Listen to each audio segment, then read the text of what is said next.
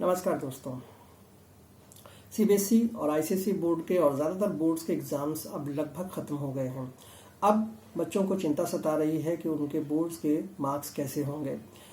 जाहिर है कि कुछ पेपर्स जो इस बार थोड़े मॉडरेट रहे हैं, उनकी वजह से बच्चों की चिंताएं थोड़ी सी बढ़ गई हैं। जैसे अगर हम बात करें क्लास 10 के मैथ के पेपर की और साइंस के पेपर की, तो थोड़ा सा मॉडरेट पेपर था, बच्चों को थोड़ा करने में दिक्कत आई।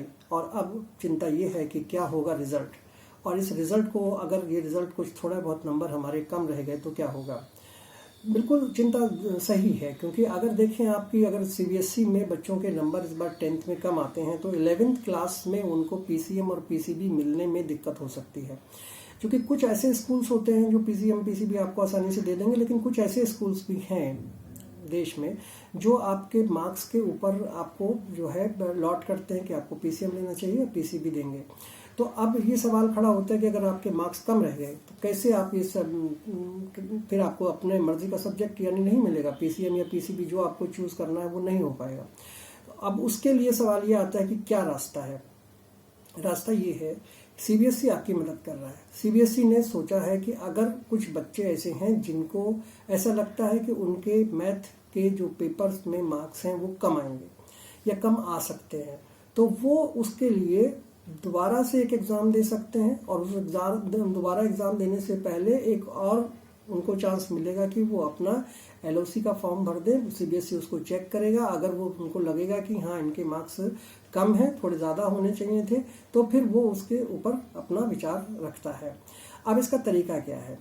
तरीका ये है कि जो बच्चे मैथ का पेपर, हम एक एग्जाम्पल लेके चल रहे हैं कि मान लीजिए मैथ का ही एक पेपर है, उसके मार्क्स जो हैं बच्चे के कम आए हैं, या उसको लग रहा है कि मेरे मार्क्स जो हैं वो कम आएंगे, तो उसे करना क्या चाहिए? उसको ज़्यादा चिंता करने की ज़रूरत नहीं है। एक चीज़ ये करें कि फर्स्ट बोर्ड एग्ज़ाम के बाद एक सेकंड बोर्ड एग्ज़ाम होगा, उस एग्ज़ाम में भी वो अपेयर हो सकता है। इसके पहले एक 11 या 12 मार्च के आसपास सीबीएसई एक एलओसी खोलेगा। उसमें आपको एलओसी के अंदर अपने उस सब्जेक्ट में या जो सब्जेक्ट्स में भी आपको लगता है कि आपके मार्क्स कम हैं, जैसे मैथ हो गया, साइंस हो गया, या सोशल स्टडी हो गया, या फिर कोई एक ऐसा लैंग्वेज का सब्जेक्ट जिसमें आपको लगता है कि आपके मार्क्स कम रह सकते हैं, उसको आप अप्लाई कर दीजिए एलओसी के लिए। ये 11 या 12 मार्च के आसपास आपका एक विंडो खुलेगा, उस विंडो में आप उसको अप्लाई कर दीजिए। जब ये अप्लाई करेंगे आप, तो वो चेक हो जाएगा कि आपके मार्क्स कम हैं या ज़्यादा है, या कितने मार्क्स हैं, वो आपको वहाँ से क्लियर हो जाएगा।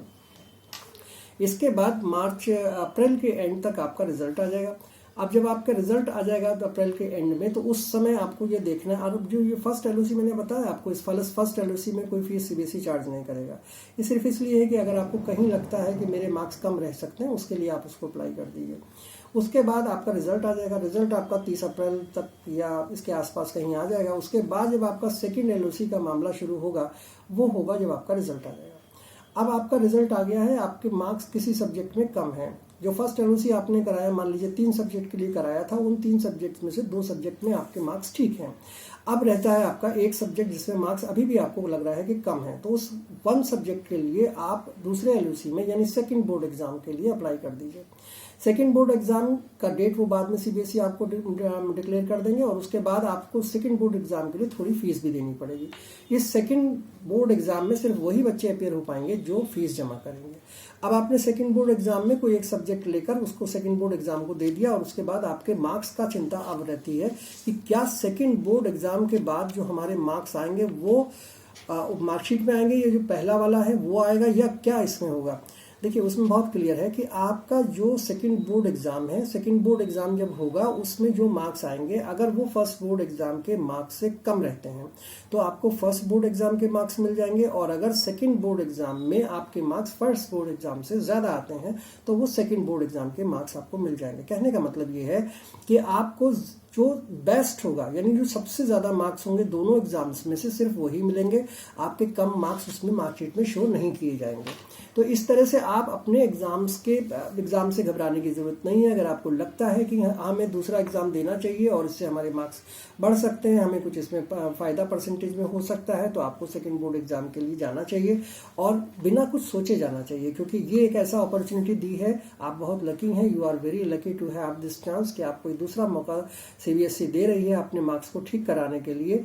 तो आप किसी भी तरह का इंतज़ार किए बगैर आप LOC फिल कर दें, क्योंकि आप अगर LOC फिल नहीं करेंगे तो फिर ये आपके लिए प्रॉब्लम खड़ी हो सकती है बिना सोचे हुए, without thinking of, without the second thought, another thought या सेकंड थॉट, बिना कुछ सोचे समझे आप जो है इसको सेकंड वाले एग्जाम को अप्लाई कर दिए, अगर आपको लगता है कि हमारे मार्क्स कम हो सकते हैं या कम रह गए हैं और इससे ज़्यादा आप ला सकते हैं। So thank you so much, all the best of all the students of the 10th grade, thank you so much.